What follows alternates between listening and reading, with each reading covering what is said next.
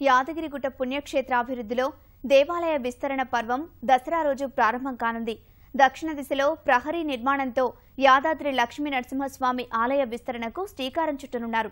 యాదగిరిగుట్ట దేవాలయ అభివృద్ధి ప్రాధికార సంస్థ అధికారులు, ఆలయ ఆచార్యులు, వేద పండితులతో సూచనల మేరకు సుముహూర్తం ఖరారు చేశారు. గురువారం ఉదయం 10:50 నుంచి 11 గంటల మధ్య శ్రవణ నక్షత్రాన ఆలయ విస్తరణ ఆది పూజలు జరపనున్నారు.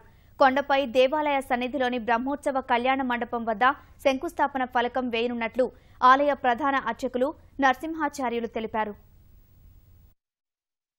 శ్రీ యాదగిరి లక్ష్మీ నరసింహస్వామి దివ్య దేవాలయం విజయదశమి శుభశోభాయమాన సుమధుర మంజుల మనోహరమైన శుభముహూర్తంలో మహావైభవపేతంగా ప్రారంభం చేయబడుతున్నది.